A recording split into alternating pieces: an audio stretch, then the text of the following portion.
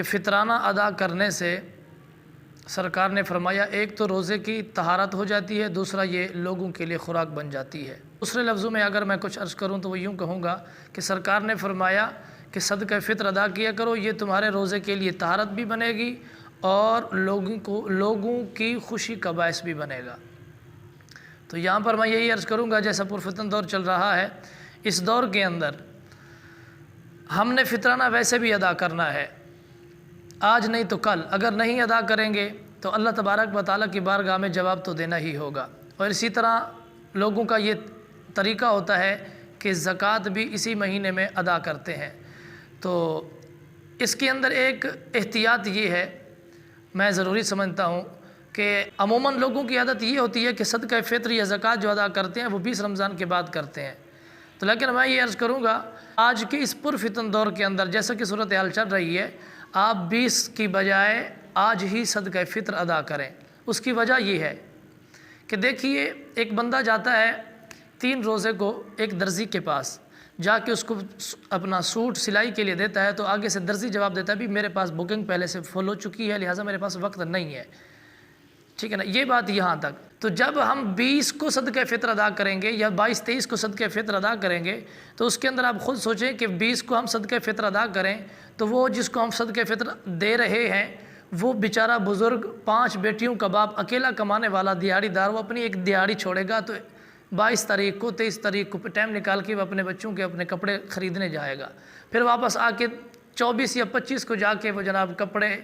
درزی کو دے گا۔ تو مجھے یہ بتائیے کہ جو درزی تیسرے روزے کو کپڑے نہیں لے رہا، کیا خیال ہے کہ وہ 25ویں روزے کو اس بزرگ سے کپڑے لے گا؟ بالکل نہیں لے گا۔ اب میں آپ سے پوچھنا چاہتا ہوں جو مقصد فطرے کا ادا کرنا تھا، جو فطرانے کے ادا کرنے کا جو مقصد تھا وہ پورا ہوگا کہ نہیں ہوگا؟ بالکل نہیں ہوگا۔ اس لیے ہمیں چاہیے کہ ہمیں کل کی بجائے آج ہی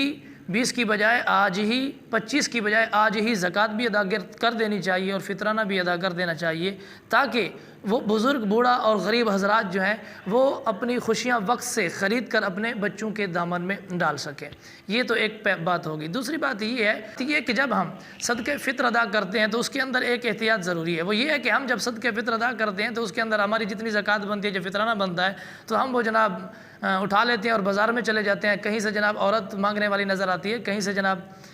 مرد مانگنے والا نظر آتا ہے، کہیں سے بچہ، تو ہم ان کو جو ہے سارے پیسے تقسیم کر کے واپس آ جاتے ہیں۔ تو یاد رکھیے یہ جو بازار میں مانگنے والے ہوتے ہیں یہ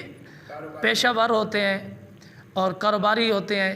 ان کا کام ہی بس مانگنا ہی ہوتا ہے، ٹھیک ہے نا، جن کے بارے میں شریعت مطالعہ یہ کہتی ہے کہ یہ جب تمہارے پاس مانگنے آئے تو انہیں تم رسوا کرو، ایک بار رسوا کرو تو بار بار اس کو رسوا کرو، جب بار بار رسوا ہوں گے تو ان کو شرمندگی ہوگی، اس رسوائی کی وجہ سے پھر یہ مذموم عادت چھوڑ دیں گے۔ شریعت ان کے بارے میں یہ حکم دیتی ہے۔ دوسری بات یہ کہ اللہ تعالیٰ آپ سے یہ نہیں پوچھے گا کہ آپ نے بازار میں مانگنے والوں کو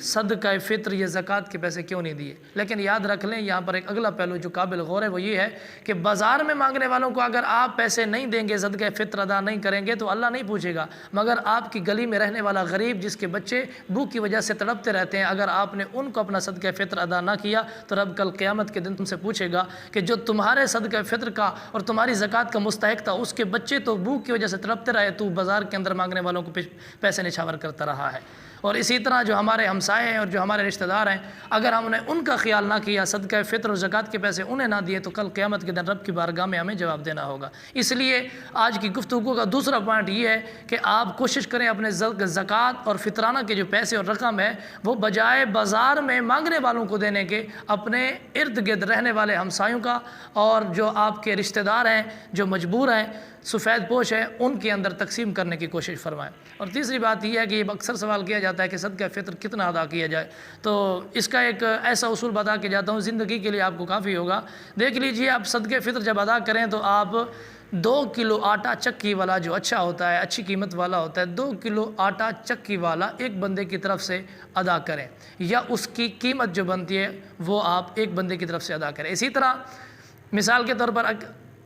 آٹے کی قیمت جناب 4000 روپے من ہے تو 2 کلو کے جناب 200 روپے بنیں گے۔ ایک گھر کے اندر اگر 5 افراد رہتے ہیں تو وہ 5 افراد اپنی طرف سے جناب 1000 روپیہ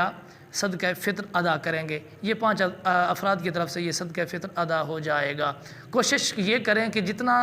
حساب بنتا ہے صدقہ فطر کا آٹے کا، تو کوشش کریں اس سے کچھ 10 20 50 زیادہ کر کے دیں، تاکہ صدقہ فطر ادا ہو جائے لیکن اس میں کمی نہ ہو۔